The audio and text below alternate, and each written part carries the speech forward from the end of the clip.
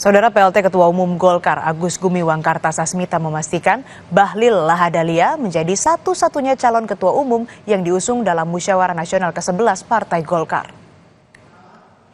Bahlil jadi calon tunggal Ketua Umum Golkar usai Ridwan Hisyam dinyatakan tidak lolos tahap verifikasi.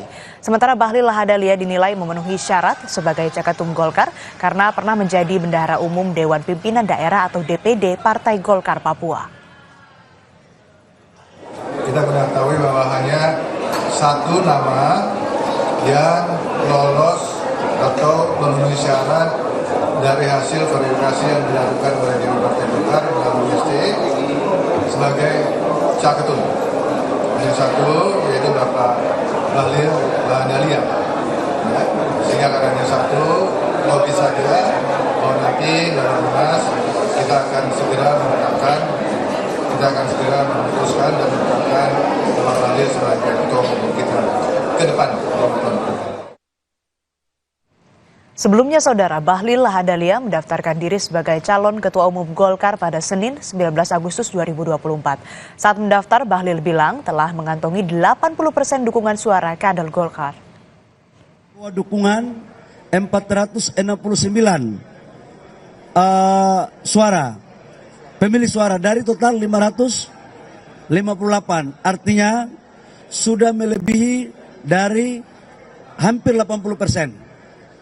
Saya juga membawa surat pernyataan tidak pernah masuk di partai lain dengan mengikuti PDLT. Dan yang berikut, saya juga membawa KTA saya. Dan saya pikir ini sebagai bentuk ikhtiar.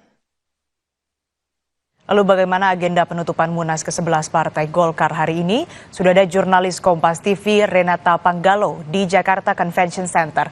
Renata, selamat pagi. Bisa Anda konfirmasi apakah penutupan Munas ke-11 Golkar ini juga sekaligus mengukuhkan Bahlil Lahadalia menjadi Ketua Umum Partai Golkar?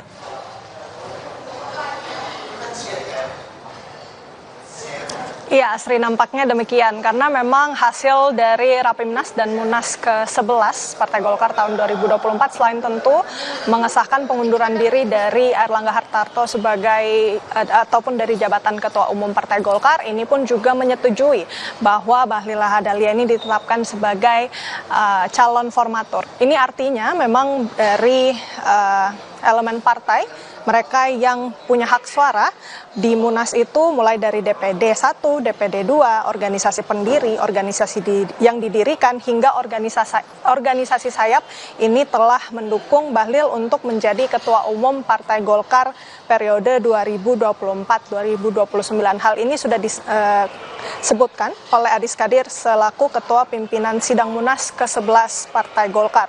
Selain itu juga status formatur tunggal yang sudah dimiliki oleh Bahlil ini memungkinkan Bahlil untuk kemudian menyusun kepengurusan di DPP Partai Golkar secara mandiri.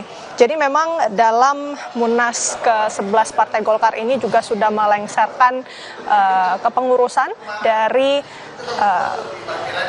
pada periode Airlangga Hartarto ini kemudian juga dilanjutkan sementara oleh PLT Ketua Umum Partai Golkar Agus Gumiwang Kartasasmita. Selain itu untuk agenda hari ini, Asri dan juga saudara, memang karena dari pernyataan-pernyataan yang sudah disampaikan oleh sejumlah pejabat dari Partai Golkar, Bahlil Lahadalia ini menjadi calon tunggal dari Ketua Umum Partai Golkar, maka ada kemungkinan untuk penetapan hari ini akan dilakukan penetapan pada Bahlil Lahadalia. Tetapi tentu sebelum penetapan ini tentunya akan digelar beberapa agenda yang akan dimulai dari pukul 9. Ini ada laporan dan rapat komisi, kemudian juga ada penyampaian visi dan misi calon ketua umum, baru nantinya dihadiri ataupun diakhiri dengan penetapan ketua umum baru.